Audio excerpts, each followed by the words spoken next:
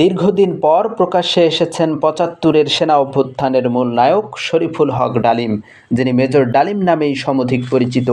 একুশে টেলিভিশনের সাবেক সাংবাদিক ইলিয়াস হোসেনকে দেয়া একটি সাক্ষাৎকারে দেশের সমকালীন বিষয়, মুক্তিযুদ্ধ, জিয়াউর রহমান ও ৭৫-এর সেনা অভ্যুত্থানের মাধ্যমে শেখ মুজিব হত্যাসহ নানা বিষয়ে কথা বলেছেন। প্রায় ২ ঘণ্টার সাক্ষাৎকারটি ইলিয়াস হোসেনের ইউটিউব চ্যানেলে সরাসরি সম্প্রচার করা হয়।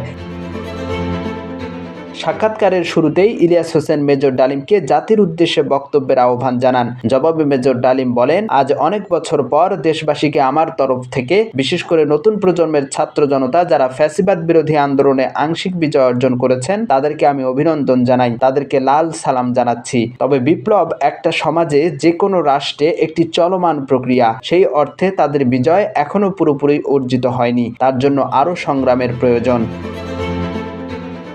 শেখ মুজিব হত্যা প্রসঙ্গে মেজর ডালিম বলেন, মুজিব মারা যায়নি, একটি সেনা অভ্যুত্থানে নিহত হয়েছেন। বাকশাল বিদায়ের পরে কোটি কোটি মানুষ রাস্তায় নেমে এসে শুকরিয়া আদায় করেছে। তিনি বলেন, শেখ মুজিব তার জুলুমের মাত্রা এতটাই তীব্র করেছিল যে তখন মানুষ রবের কাছে মুক্তি চাচ্ছিল তার জুলুমের অবসানের জন্য। সাক্ষাৎকারে মুক্তিযুদ্ধ ও মেজর জিয়া সম্পর্কেও কথা বলেন মেজর ডালিম। তিনি বলেন, তথাকথিত নেতারা যখন ভারত পালিয়ে গেল, ছিল না যখন কেউ নেতৃত্ব দেওয়ার, সমঝোতা নিয়ে সবাই ব্যস্ত, পাকিস্তান বাহিনী যখন বাঙালির ওপর হামলে পড়েছিল, তখন মেজর জিয়ার স্বাধীনতার ঘোষণা আসে। আমি তখন পাকিস্তান আর্মিতে। মেজর জিয়ার ঘোষণা শুনে মনে হলো আর বসে থাকার সময় নেই, আমরা তখনই পাকিস্তানের বিরুদ্ধে যুদ্ধে নেমে গেলাম।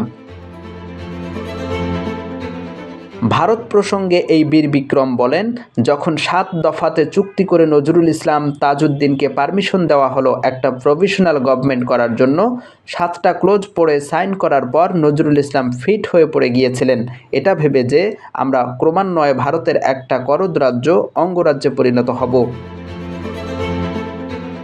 ২৪-এর গণ অভ্যুত্থানের নেপথ্যের নায়ক ছাত্র জনতাকে পরামর্শ দিয়ে তিনি বলেন, সম্প্রসারণবাদী হিন্দুত্ববাদী ভারত যার কবজায় আমরা প্রায় চলে গিয়েছি, সেই অবস্থান থেকে সেই ৭১-এর মতো আরেকটা স্বাধীনতা অর্জন করতে হবে, তা না হলে বিপ্লব ব্যর্থতায় পর্যবসিত হবে। জাতীয় সঙ্গীত নিয়ে মেজর ডালিম বলেন, বাংলাদেশের জাতীয় সঙ্গীত রবীন্দ্রনাথ ঠাকুরের না হয়ে কাজী নজরুল ইসলাম বা অন্যান্য স্বনামধন্য দেশীয় কবিদের গান হতে পারত। ভিনদেশী একজন কবির গানকে জাতীয় সঙ্গীত বানানোকে পৃথিবীর ইতিহাসে বিরল বলে মন্তব্য করেন তিনি। জাকির হুসাইন, বাণিজ্য প্রতিদিন।